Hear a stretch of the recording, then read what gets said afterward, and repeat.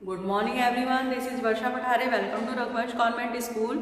Class 6 chapter है आपका, subject है आपका हिंदी, चैप्टर 17 फूल वालों की सैर। तो ये चैप्टर मैंने कुछ हद तक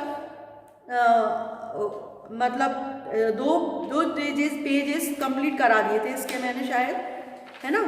तो इसमें मैंने आपको ये बताया था क्या, फूल वालों की सैर। तो इस पार्ट में क्या था, जो जहांगीर था उसके विषय में ये चैप्टर था। क्या था कि जहांगीर को एक अंग्रेज की बेइज्जती करी थी उसने, तो उसको इलाहाबाद में कैद कर दिया।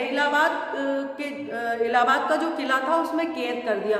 और जब ज़्यादा कैद नहीं करा, थोड़े दिन के लिए ही कैद किया था उसको, तो उसके बाद उसको छोड़ दिया गया।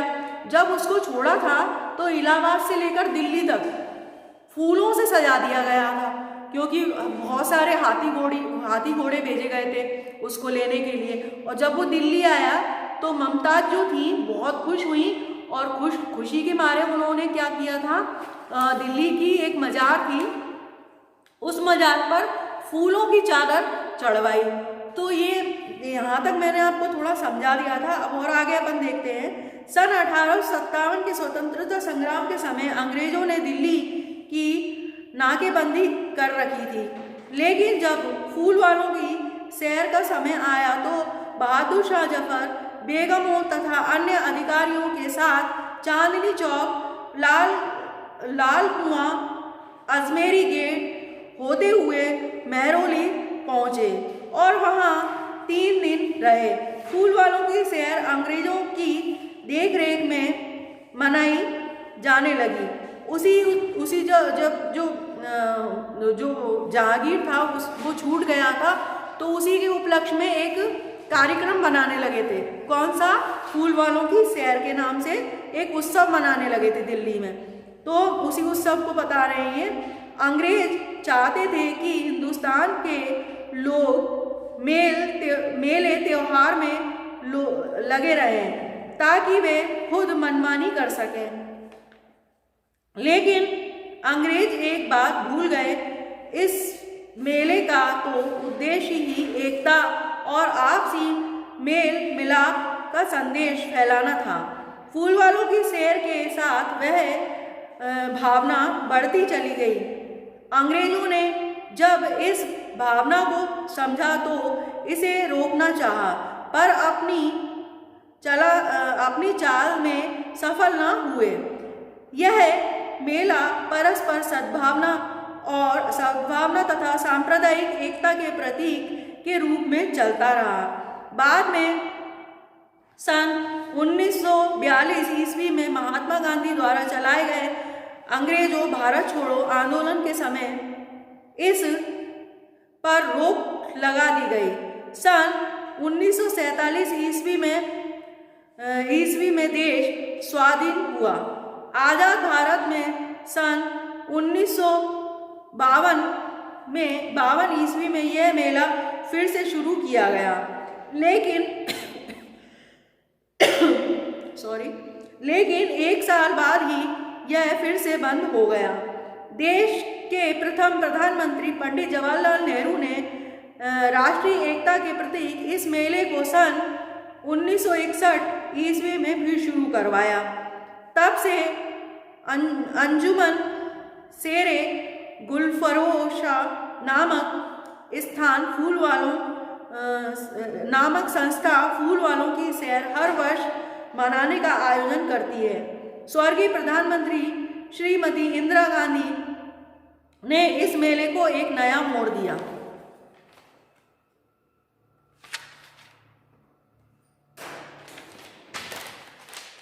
उनकी प्रेरणा भारत के लगभग सभी राज्यों के सांस्कृतिक दल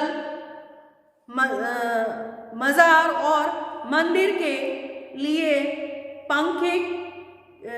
पंखे लेकर इसमें शामिल होने लगे। इस अवसर पर हिंदू और मुसलमान दोनों मिलकर मंदिर और दरगाह में जाते हैं। प्रधानमंत्री राजनिवास के यहाँ शहनाई वादन के साथ ही दिल्ली के वातावरण में मेले की गूंज शुरू हो जाती है।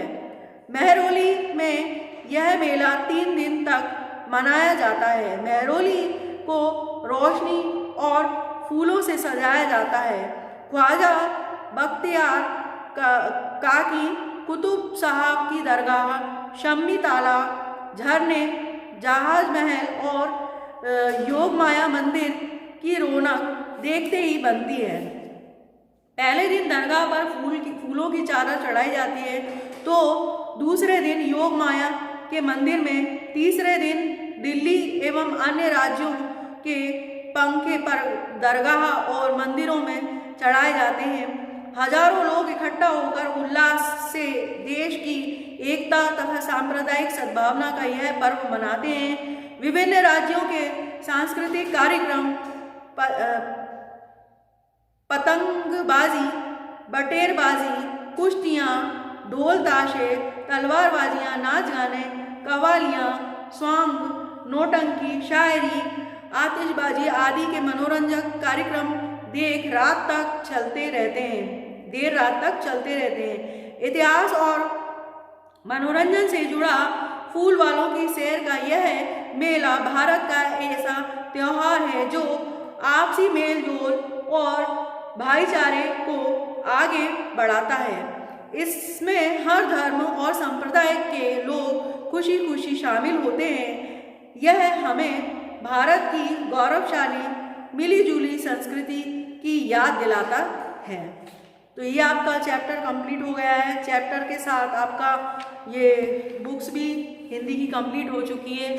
आपने ये वीडियो यहीं पर कंप्लीट करते हैं और इसके बाद नेक्स्ट वीडियो में आपकी जो व्याकरण का क्वेश्चन है उसको कराया जाएगा। Okay, thanks for watching video.